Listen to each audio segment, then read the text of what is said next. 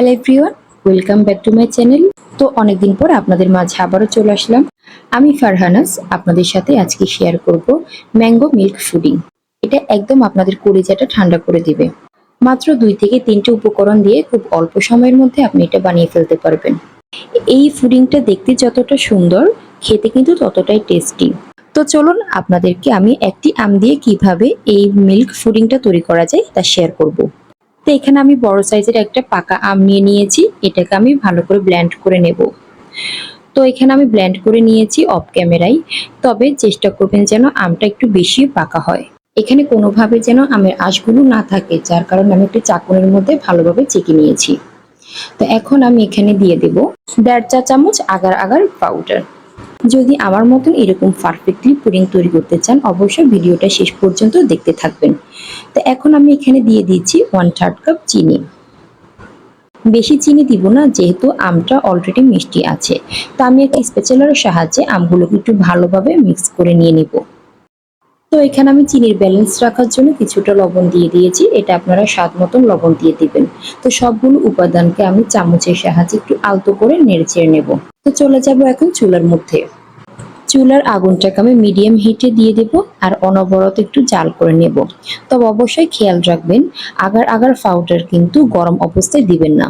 আর এই agar agar পাউডারটা তখনই ব্যবহার করা হয় যখন কোনো তরল জিনিস জমাবেন অথবা জেলি তৈরি করবেন, তখনই এই পাউডারটা ব্যবহার করবেন। তো এখানে আমের এই জেলিটা চুলায় দেওয়ার পর থেকে উঠানোর আগ পর্যন্ত কিন্তু অনবরত নাড়তেই থাকবেন। তো দেখুন অলরেডি আমার এটা ঘন হয়ে গিয়েছে, এখন আমি চুলা থেকে উঠিয়ে নেব। তবে খেয়াল রাখবেন, চুলা থেকে নামানোর সাথে সাথে গরম অবস্থায় কিন্তু পাত্রে ঢেলে নেবেন, না হলে কিন্তু এগুলো খুবই জলদি জমে যায়। চুলা থেকে নামানোর পর কিন্তু একদমই ঠান্ডা করবেন না, একটি পাত্রের মধ্যে পাতলা করে লেয়ার করে ঢেলে নেবেন। তো দেখতেই পাচ্ছেন আমের লিকুইডগুলো কিন্তু সবগুলো আমি দিয়ে দিয়েছি। এখন এটাকে আমি 10 মিনিটের জন্য একটু ঠান্ডা করে নেব। চাইলে আপনি ফ্রিজের মধ্যে 10 মিনিটের জন্য রেখে দিতে পারবেন।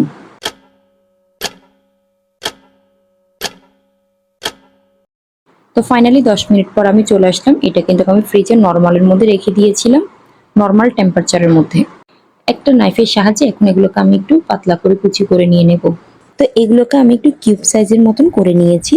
দেখাই যাচ্ছে আমার জেলোগুলো কিন্তু একটার সাথে একটা একদম মিশে যাচ্ছে না, খুবই সুন্দরভাবে হয়ে গিয়েছে।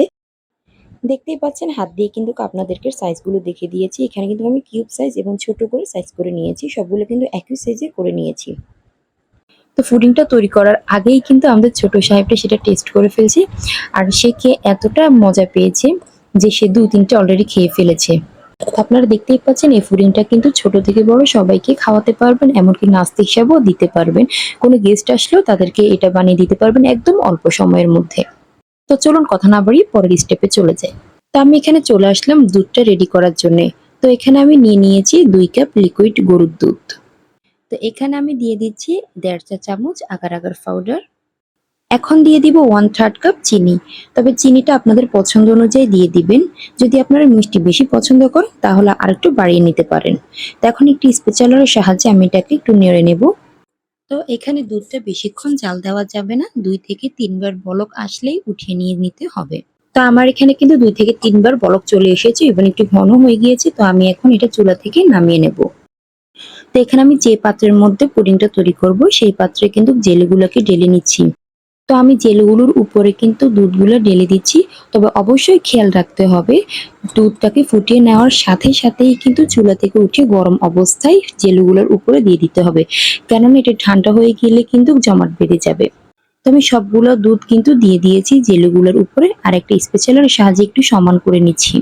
তো ফাইনালি আমার পুডিংটা তৈরি হয়ে গিয়েছে। এখন এটাকে আমি একটু ঠান্ডা করার জন্য রেখে দেব। চাইলে আপনারা ফ্রিজের মধ্যেও রেখে দিতে পারেন। তো আমি ফ্রিজের নরমাল টেম্পারেচারের মধ্যে 30 মিনিটের জন্য রেখে দিয়েছিলাম, চাইলে আপনারা 1 ঘন্টাও রাখতে পারেন। তো ফাইনালি পুডিংটা হয়ে গিয়েছে। চাইলে এখানে আপনারা ফুড কালারও দিতে পারেন, তবে আমি ফুড কালারটা দিইনি, যাতে করে দুধের যে অরিজিনাল কালার সেটা না হলে চলে যাবে। তো আশা করছি আমার আজকের ভিডিওটা অনেক ভালো লাগবে। যদি ভালো লেগে থাকে অবশ্যই কমেন্ট বক্সে গিয়ে জানাবেন, আর আপনারা বাসায় অবশ্যই ট্রাই করবেন, সেম এরকম ভাবে চেষ্টা করবেন।